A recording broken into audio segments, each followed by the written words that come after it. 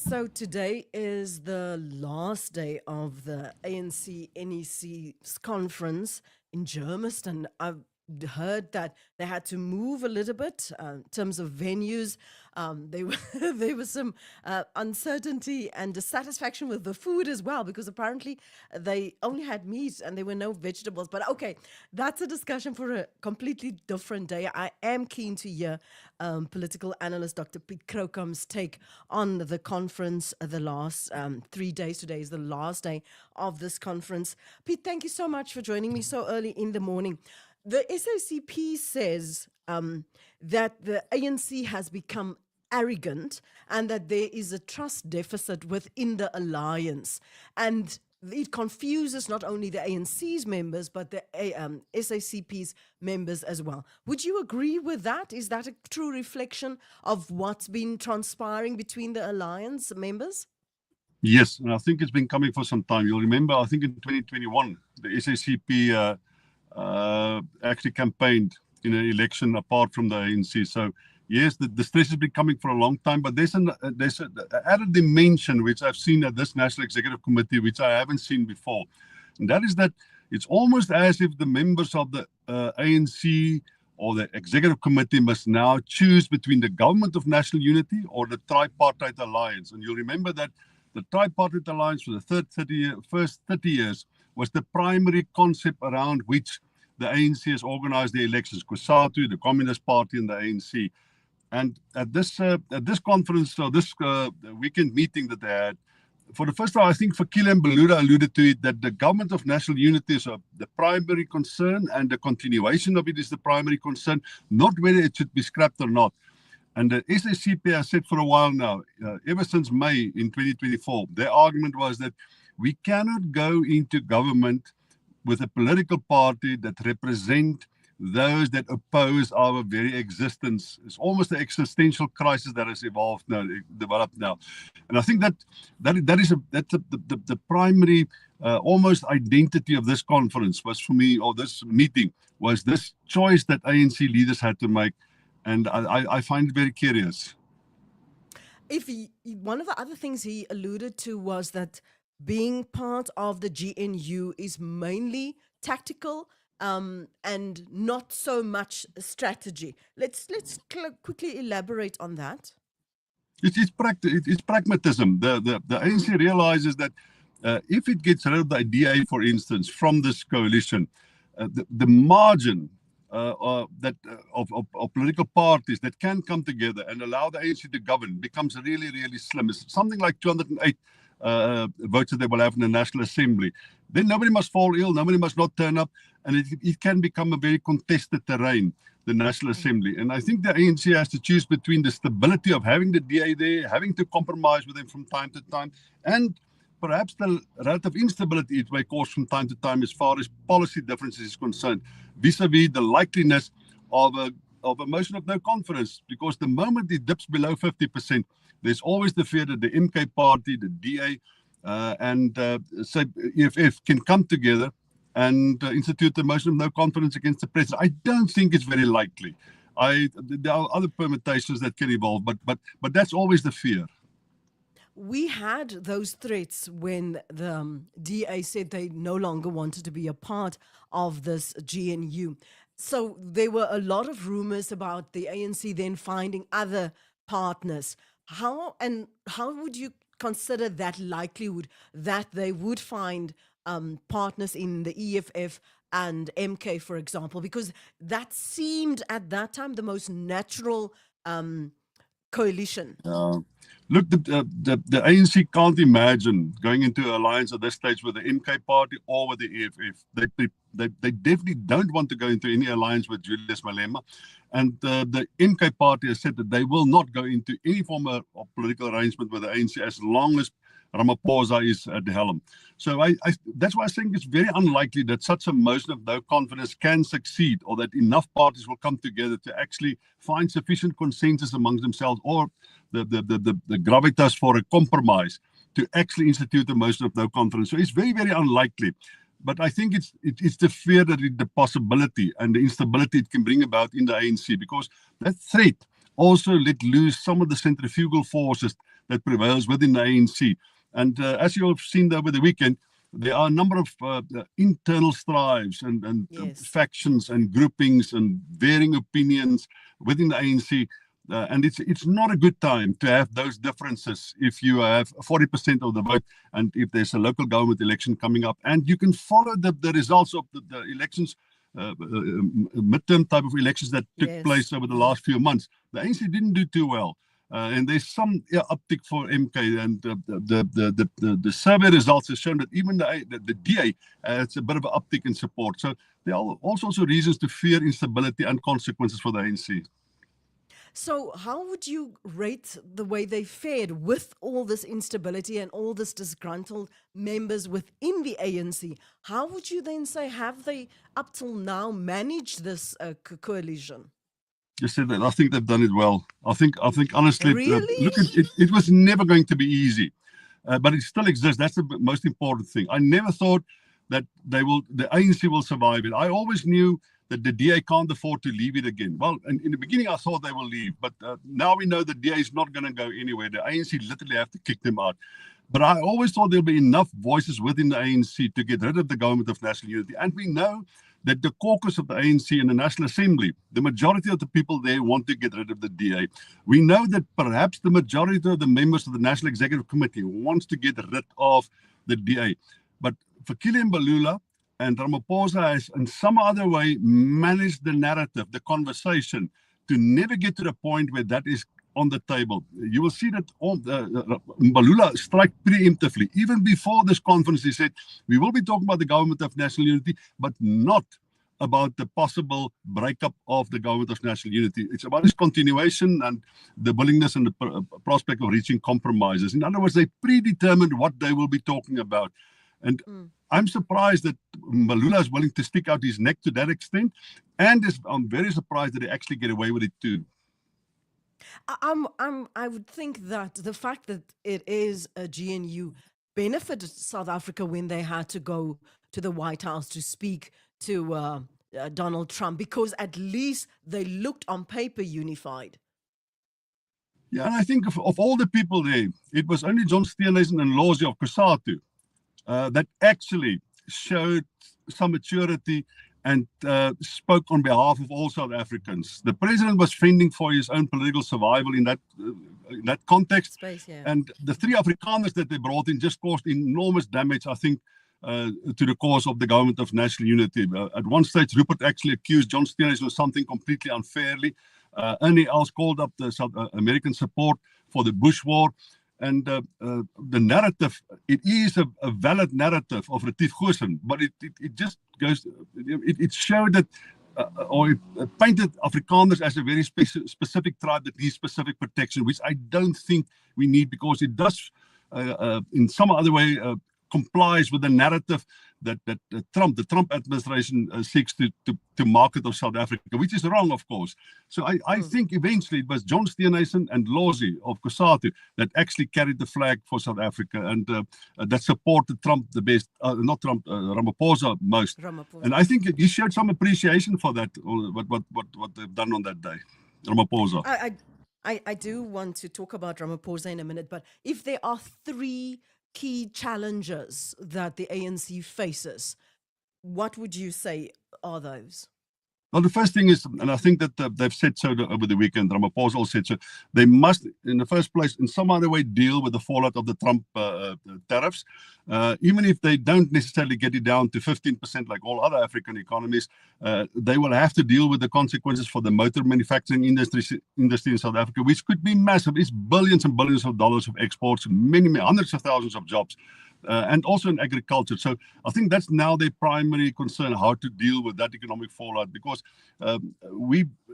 it's unlikely that we will grow at 1% this year. It is very likely that we will have an increase, an uptick in unemployment in South Africa. And if you pursue an election a local government election, those are the narratives that will eventually cause you enormous harm. You can see it in social media. Those are the dominant narratives about the future of South Africa and the stability within the ANC.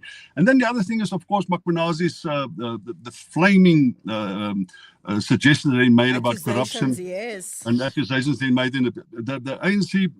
They don't have to deal with it now immediately, but there is some at this meeting over the weekend. There were issues. It was raised the point. In fact, there was suggestions that Mkhwenazi should be also put on leave, or that he should be fired by Ramaphosa. Of course, Ramaphosa can't fire Mkhwenazi. We're not America, where the American president goes around and fire anybody and everybody who disagrees with him. So it's not possible. But the things that will come out, part of that meeting will, of course, be in camera. But some of the things will be in public, and the judge already said that he plans to have a very transparent process.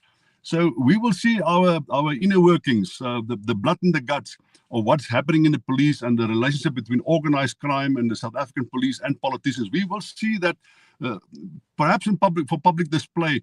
And that, and just remember that we're going into the election, and somewhere by next year, January, maybe even later, we may see the final report. Just before the elections, the local government elections, the ANC will have to in some other way deal with that too.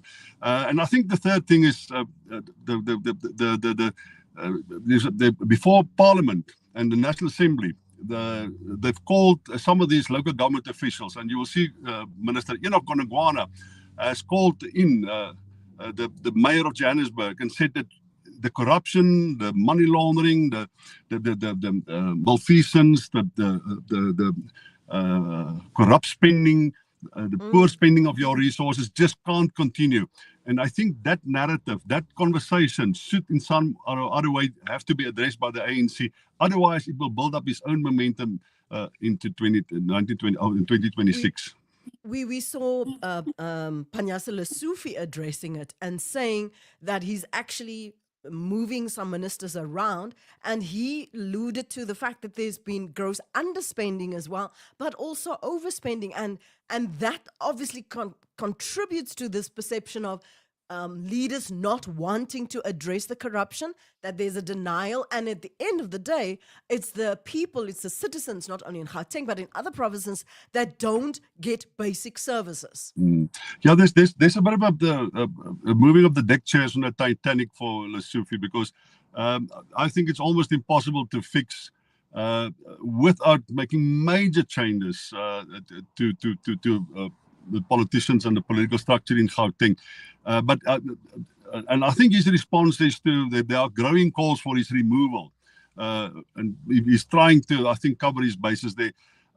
Yes, but that is one of the other signs. I think there's a clear indication that the ANC knows that they will have to do something about the narrative that local government has been mismanaged and that people pays the price, and that the election results of May 2024 has got something to do with service delivery and the people's perceptions about politicians' role in their unemployment and their poverty and the demise of services. Yeah.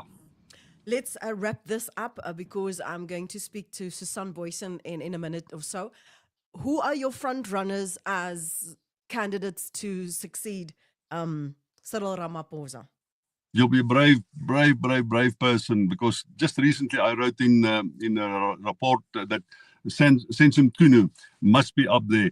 Now I think Jose Enzo Ramaphosa is making all sorts of sounds that he's willing to step up to the plate. But I can't imagine that we can have another election where there's no prominent politician from KwaZulu-Natal competing.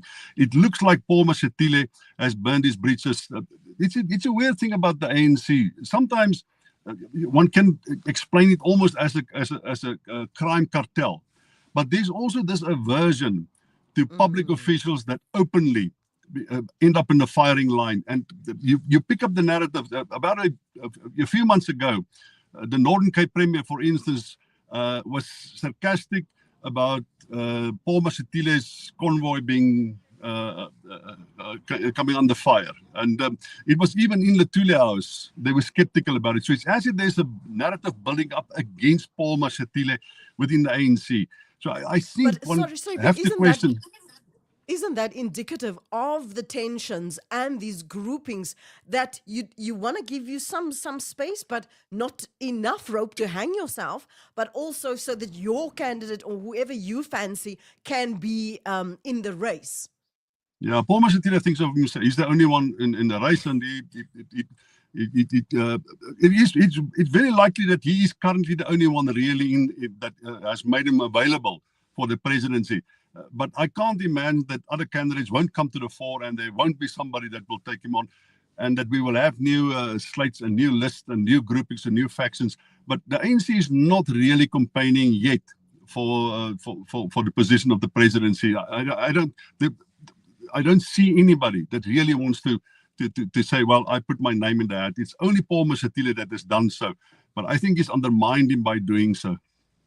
But who do you think should put their name in that hat as we wrap? I think the ANC must lose the election, and we must get somebody else. I honestly don't think I don't think the ANC has the moral authority anymore to govern South Africa. And I honestly don't, regardless of who they put forward, I don't see a single individual. Let me put it this way. At one stage, I did trust Sensum Kuna. I think he was doing a good job at water affairs. He was doing a really good job at the Minister of Police. Although I must say, one of the things that concerned me a little bit about him being the Minister of Police, they suddenly had a lot of shootings, a lot of killings of cash in transit criminals, and there was just suddenly a lot of people that died. And most people say, well, at last somebody was really doing an effective job against crime. It's just, do you really want your police to be militarized to the extent? To that extent. So I thought he was doing a good job. I was at one stage hoping that he would step up to the plate, be a real competition, and probably become the next president. Now I'm not so sure anymore. And the other thing is, the accusations of McManus is just accusations. But the little bit of evidence that we see there is incriminating already. It is not possible to have that type of WhatsApp conversations and being completely innocent of what is happening. There must be a better explanation than the one that is given so far, which is this, I'm not guilty and it's all just fabricated evidence. I think he's got something to explain. So I don't know. I'm sorry you ask a difficult question. I simply don't know. I'm very curious what Susan, if ask Susan Boyce on that question, I'm very curious what the answer will be. And she's really digging into this thing. So she knows what's going on. If she says the following people are candidates, I'll buy it and I'll propagate that in the future. I'll use that as my answer when somebody else asks me again. But what I'm going to do is we're going to have to, at some stage, I'm going to let you go now, but we're at one stage, we'll have to talk about that statement that you make that you wish that they will lose, because I think we need to interrogate that, because there's a lot of layers to that kind of statement, because if we then say that has to happen, what are we doing in the vacuum? A lot of Don't ask that question. It's too difficult to answer. Not now. Thanks so much for joining me. I always really appreciate lovely to see you. Thanks, Lily. Always nice to chat to you as well. Have a great day. So that is Dr. Piet Kroukamp. He was chatting about and giving his opinion about this meeting of the ANC-NEC this weekend. It comes to an end today. Professor Susan Boyce will join me hopefully in about, a minute or so. I know she is aware of our conversation. I will definitely ask her that. Your comments are welcome. I would love to hear your thoughts. If you were part of the conversation when we started, I'd like to hear your thoughts on that. Good morning, Shannon. Lovely to see you up and about and in the chat. What Dr. Kroukamp touched on was some of the tensions between the SACP and the ANC. I've made some notes here. Also speaking about how the GNU is still a viable option for the ANC. We've heard Fikile Mbalula saying that it's not even on the agenda, that's not even under discussion. They will not be leaving the GNU. And they were talking about the implications of that and the challenges. One of the challenges that Dr. Piet Kroukamp also touched on was the fact that the reality of this 30% increase in tariffs for South Africa's economy, exporters, importers, our agriculture sector. There's Susan now. And of course, he was talking about manufacturing and the implications of that. Also, he said to me specifically, we need to speak to Professor Susan Boyson about all the other implications of some of these decisions, because if there's one person that knows them inside out and can tell you, it's definitely her. Good morning, Susan. Thank you so much for joining me. Good morning, Lynette. Good to be your guest. Thank you. We had Pitt on a few 2 minutes, 3 minutes ago, and we really got into it, but I had to excuse him because he had another prior arrangement. Your impressions thus far of this meeting? It comes to an end today. Pete had his own thoughts, and I obviously want to put the same questions to you, but I'm keen to hear your impressions of what you've seen the last 3 days. Yes, good morning, Lynette again. It's a difficult meeting to read because we're still not on the final stages and we haven't had the final briefings. But yet there are these a set of about 3 or 4 tension lines which are emerging, which have emerged, and which I believe depict the ANC's dilemmas, problems of alignment, problems of having to choose between different options very well. And the first one, perhaps the more popular one for us to consider, is the change of narrative we've seen in the GNU, Government of National Unity, and where the ANC aligns. Before the meeting started, we heard very much about what about the DA? Should the DA be kicked out or frustrated out, that kind of narrative. On the other hand, other side of the tension line, we see the problems with the SACP, South African Communist Party, going their own way, saying they will be going their own way in the local government elections. That is a tension line for the ANC. On the other hand, a second one, a very big one, is the dilemmas the ANC as governing party, lead governing party, I should add, face in terms of the tariffs, USA trade tariffs that are being imposed in just a few days' time. And what the ANC can do about it, probably very little, given that they have painted themselves pretty much into a corner which we cannot always criticize because there is a lot of moral and practical necessity to transformation, to empowerment, to restitution. Those are the issues of South African politics. And if the Trump administration doesn't agree with that, there isn't much that the ANC can do. Also, not in terms of foreign policy and where the ANC aligns. The ANC, of course, follows the policy of multipolarity in world politics, friends all over. The USA Trump administration doesn't like that. A third tension line that I depict in the deliberations so far is that of the organization that really needs to position itself for next year's, probably end of next year, if not very early 2027. Local government elections, how the ANC must start anchoring itself. There are so many calls, anchor yourself in a community, get nomination process, legitimate ones with community participation going. And the fourth tension line that I see emerging is that of ANC resources. That has been a particularly fascinating one that the ANC couldn't afford. According to media reports, we'll hear whether that is authenticated later on, that couldn't afford the usual venue at a rather nice conference venue on Gauteng's East Rand, and then had to go to a very inconvenient school class looking venue on Friday and moved around town to Germiston's side of Gauteng on Saturday morning. And in the process, also many reports emerging of staff still on occasion, twice this year, not being paid at Luthuli House. Yes. So these big struggles internally in domestic politics, in international politics, and it is an ANC that really has to juggle all of these different dimensions.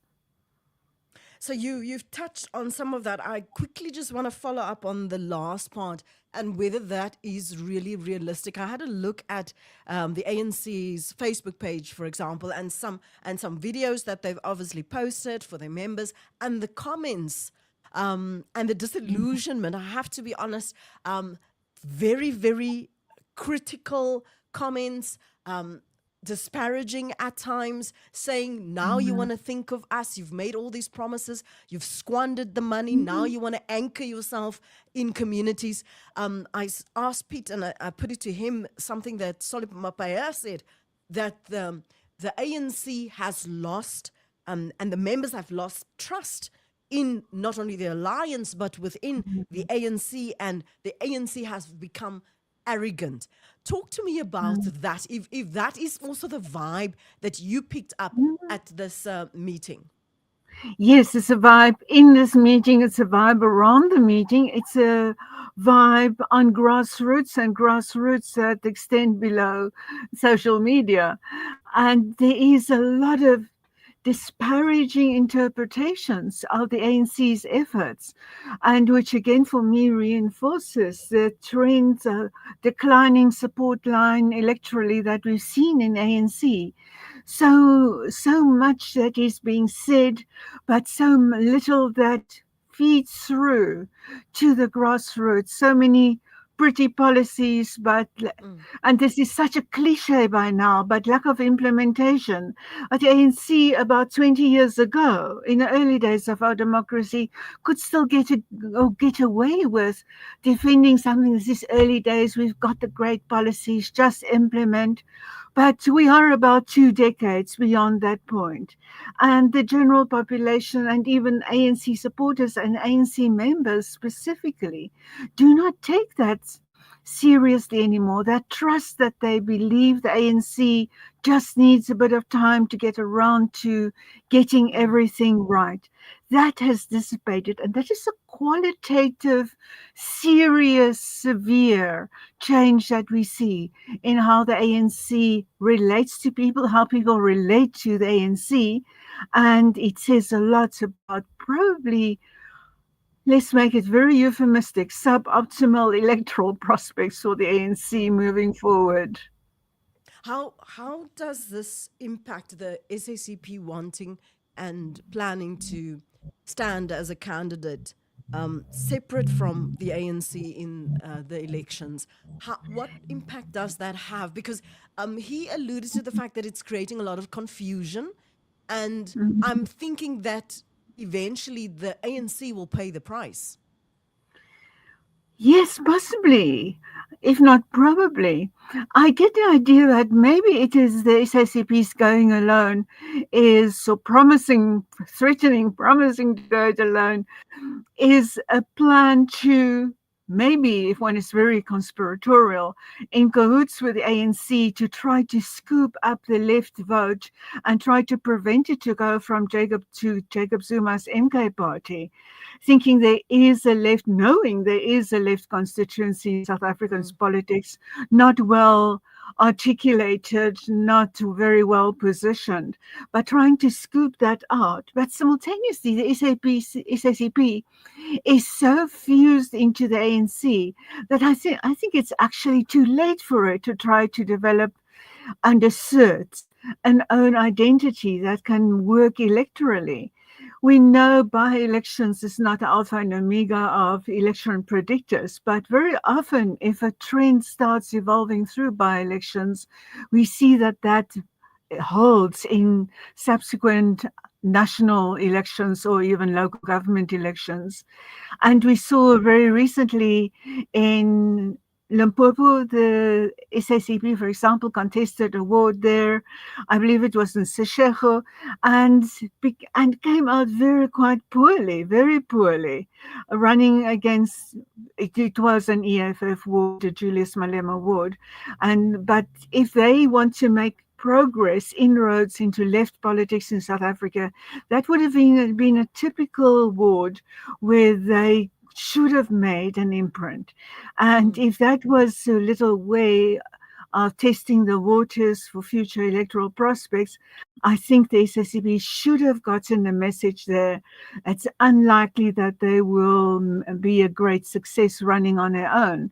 So it is in that context too that the current situation, and speaking at the time of the ANC's NEC, is probably one of the bigger make or break opportunities for the SACP to assert their separate identity, to assert themselves as internal pressure group within the ANC to try to make good or make better on policies like land restitution and more drastic measures to improve, to address poverty in the country. So it is a great lobbying opportunity where they have a big platform. We're all listening to them, hearing them, and this is a good chance for them.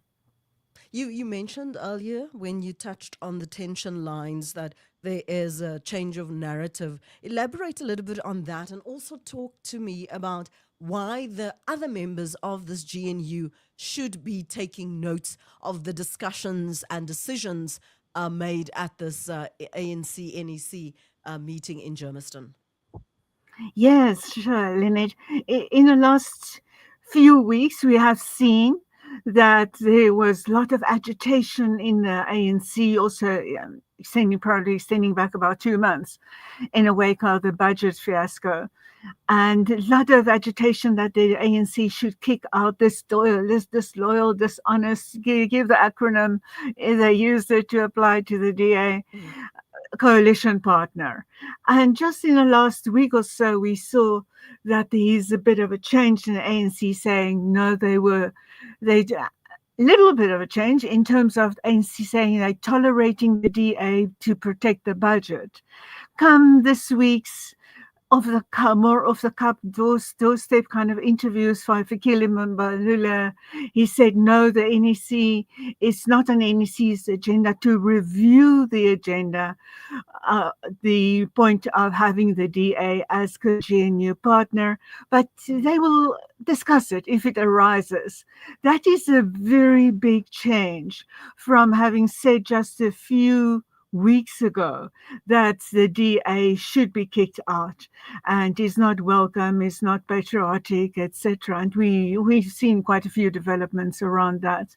In terms of the other parties, the other parties in the GNU, the IFP is a moderate size, but almost all of the others are really small parties.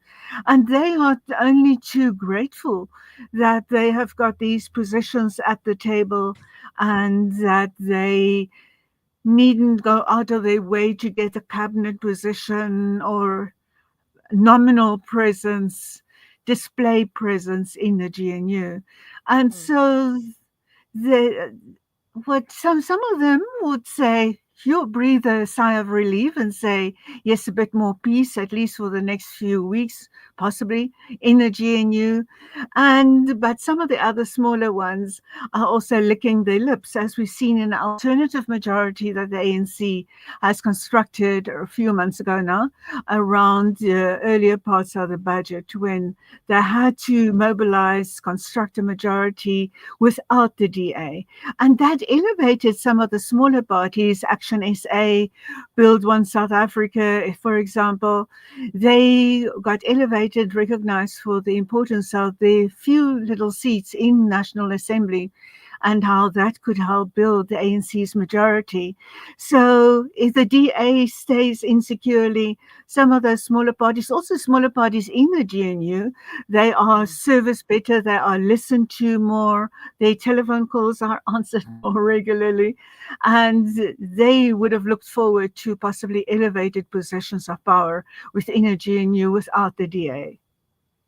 One of the things that Dr. Piet Krokamp touched on earlier was that there is a willingness, and I'd love to hear your take on that, that there's an obligation in a way, because we've heard the accusations, the receipts that Jerome Makhonazi brought to the table, and now we have this inquiry and what the implications of that might be. So talk to us about the corruption scandals. I've heard another analyst saying that the ANC is slow to respond when there are allegations made about corruption. We've seen the disillusionment with the Integrity Committee, for example. How many of those members sitting at this meeting have been implicated by the Zondo Commission, for example, and what has really happened with regards to that? Is the ANC really willing to address these internal issues? Are they really dedicated to address the corruption within the party and the members that serve in this party? Well, Lynette, we have to judge that question circumstantially. And circumstance, and given that how many, I haven't done the exact count as to how many mentioned in the Zondo Commission are also NEC members, but it is well over a dozen, I would say, if not towards 20. And that's an impressionistic calling there. And also some very high profile members. Some were mentioned in the Zondo Commission. Some have been like our deputy president of the ANC as well, have been mentioned repeatedly subsequently. And those are some of the issues that apparently are now serving with the Integrity Commission. Just by the way, the Integrity Commission is used much too easily by the ANC, and they should also accept that we've been moved beyond the stage of overwhelming majority government where the ANC can make a ruling. Yes, somebody has appeared in our Integrity Commission. They have explained themselves. We've interrogated this. We are satisfied. It has been resolved. We are beyond those days. Integrity Commission just doesn't carry that kind of weight anymore. There is much more, and that is growing in our new post-GNU and post-initiation of GNU government. Much more accountability is being demanded in Parliament, for example, in the various committees in Parliament. And that is probably one of the big unrecognized advantages of the GNU that we are not yet fully appreciating because it's just starting to unfold. But back to the ANC itself, it is really held back in its incredibility that can be afforded to cleaning up the organization, renewing the organization, because it is hamstrung.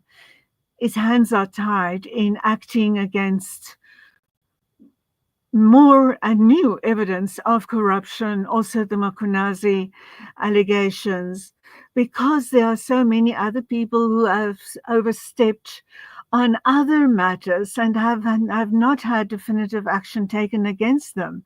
And that is such a terrible bind that the ANC finds itself in. It has to renew itself. It has to improve on action internally against those implicated in corruption.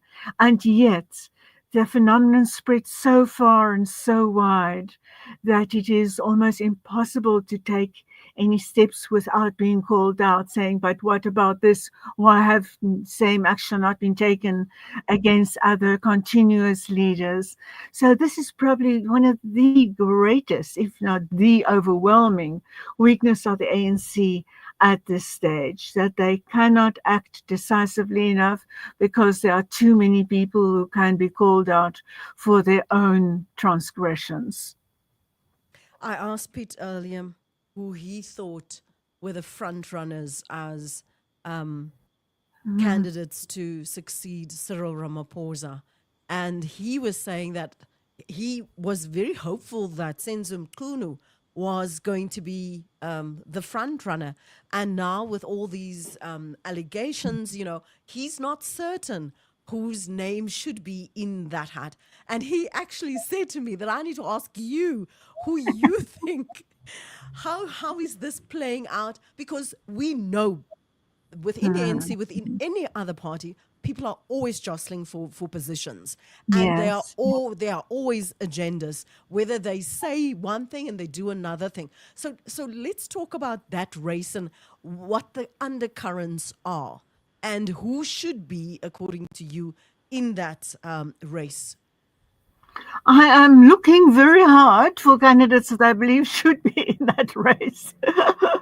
I'm not quite, they're not jumping, or they themselves are jumping out, but Yeah. I don't believe that somebody that at this stage of our knowledge of the candidates, let me preface that, we can really be proud of and look forward with great anticipation.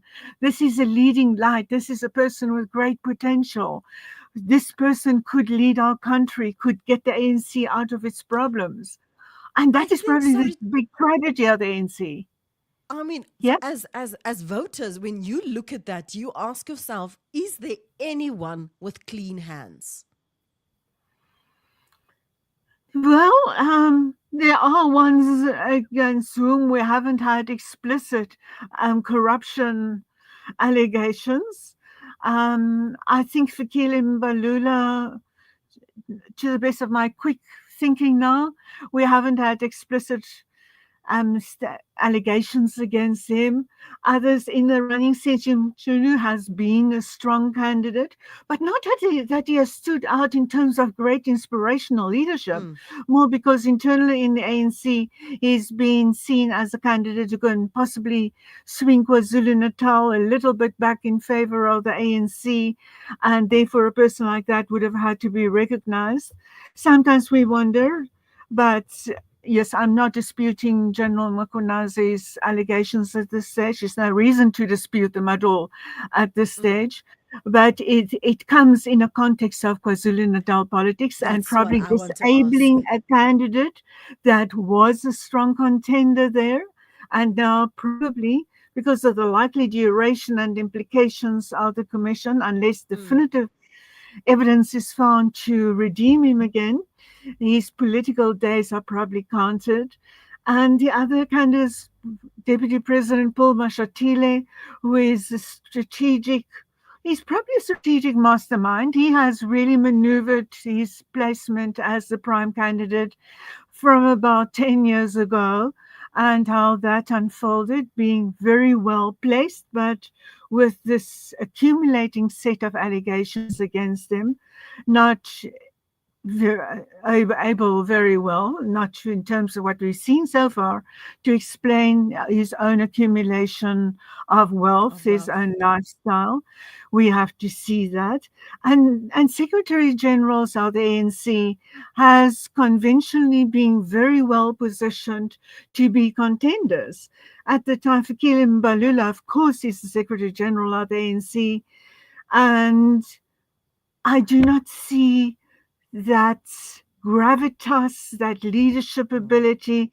He's a big speaker and he can talk his way around anything without answering anything, which maybe makes him presidential material, Indeed. doesn't it?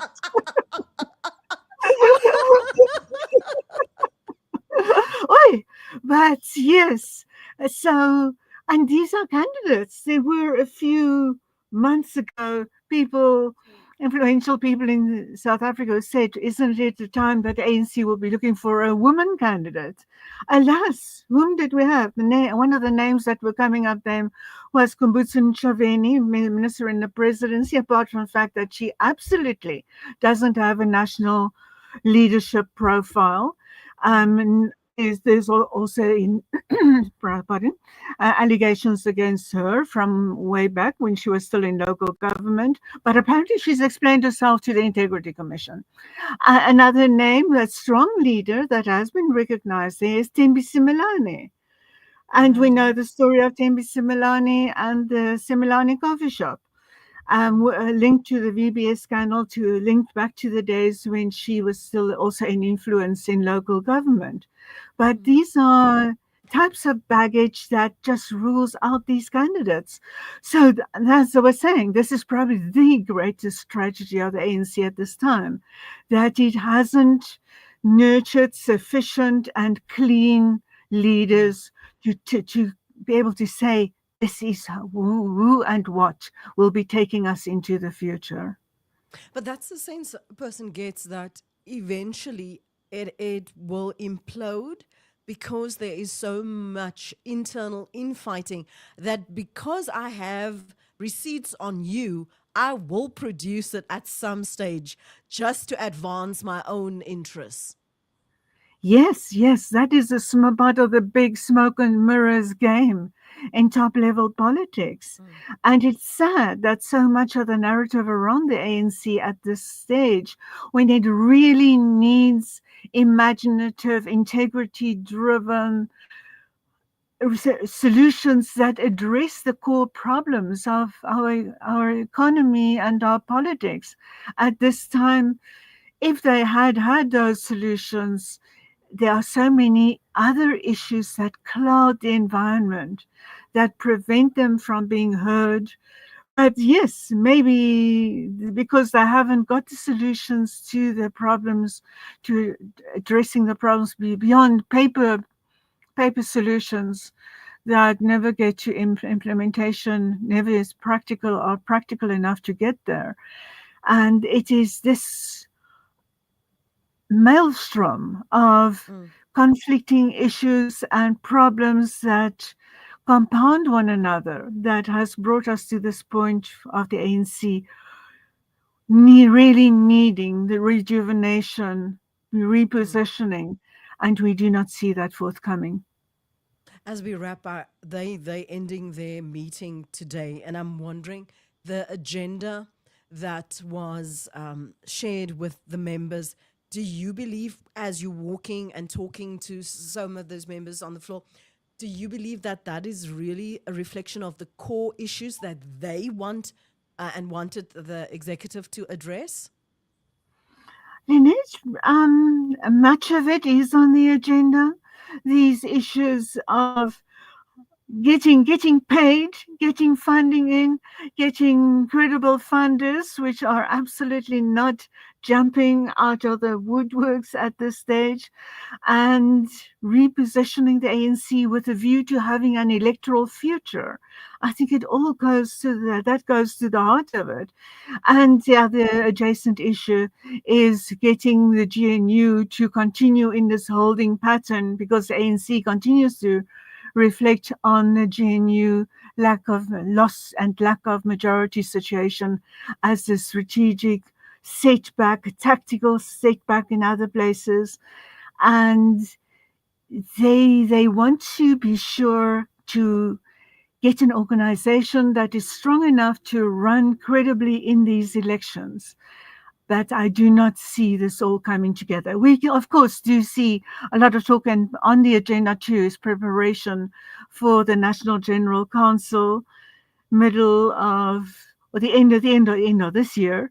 That is kind of a halfway stop where they will look at the implementation of the ANC's conference resolutions of its 55th conference.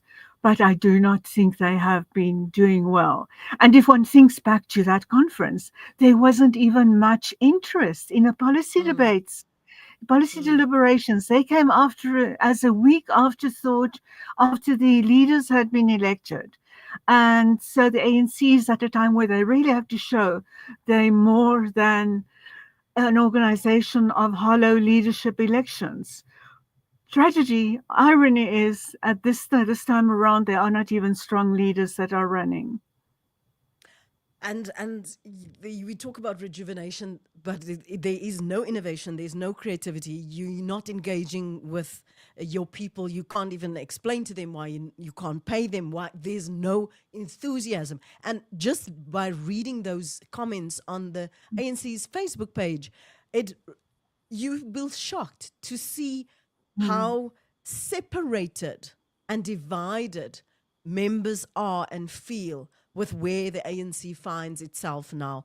I don't want to labor your time because I know you've got a busy schedule, but give me one more minute and tell me, how do you think Cyril Ramaphosa has fared as head of this, or leading this GNU, but also within the ANC, and how the perceptions of him have been altered, if at all? Yeah, it's a dramatic change in the perceptions. I think back of the early 2018 days, the Tumamina days, and that great anticipation that this would be the answer to the ANC's problems, that this could elevate the ANC again. And yet that has not happened. He became bogged down in an organization, and it is him, but it is also about the state of the organization. He became bogged down in an organization with all these skeletons and smoke and mirrors and baggage and threats and counter threats to reveal what another person has done. And an organization that proposes policies that are brilliant, sound brilliant, look brilliant, and yet the state and government oversight of the state is just so weak. It didn't have, wherever those policies had merit, didn't have much chance to go to that definitive route. We can always say, yes, the policies have delivered this, and we can make little lists of what has been achieved. But it is never sufficient. It's never to scale. It's never sufficient to capture and address and resolve the problems. And to the extent that it's failed to do that, it is also accumulated. And in terms of law and order and alternative state orders, that there's such the huge informal state in South Africa, alternative state, where people do their own types of health services, their own security, their own education, and yes, their own state security systems, we nowadays also learn. And so it is a time in which one can really say the leader himself has not done well at all, but the leader is also a product of the organization. We can criticize President Ramaphosa, definitely. The ANC has not had anybody to put in his place, hasn't had the credibility or the candidates for that matter to say, yes, this is a time for a motion of no confidence against our own leader. This is whom we put in place. This person can take us somewhere. So it's a problem. There's a problem more than that of Cyril Ramaphosa, but of an organization that didn't have a replacement at a time when that replacement was most needed. Thank you so much for joining me this morning. I really appreciate your insights, as always, very informative and food for thought, definitely. Thanks. Have a great Monday. Early morning, we starting to chat. I like your time. Thanks so much for agreeing to be a guest this morning. Professor Susan Boyson is a political analyst, and she was earlier with Dr. Piet Crocombe sharing also their thoughts about the developments that we've seen, some of the talking points that we've seen, the implications of those talking points of the ANC's NEC meeting. And yeah, resources is a problem, because if you can't pay people, firstly, a salary, you can't expect them to show up at a conference. How can you even pay for the venue? Are the glory days of the ANC over? Is this why they are holding on to the GNU as well? Because it serves them. If you look at their performance at the last election, maybe it is a case of necessity. Thank you so much for watching. Thank you for participating and your comments. I really appreciate it. Please do me a favor, if you have not subscribed or liked any of the videos that you've seen on the channel, please consider doing so and participate, comment, and share. If you have specific views about anything that we have covered on Amplify with Lynette, I would really appreciate your feedback on that. We will be having some more live streams this week. I just need to clarify and secure the times, but we're hoping and we're striving to make this a regular occurrence. Get back into the groove, even though it's winter in South Africa. Thanks for watching. I hope you have a stunning day, and join me later in the week. I will try and create a notification just so that you know about it. But you know what a great idea is to subscribe and to put on the select the notification bell, and then you won't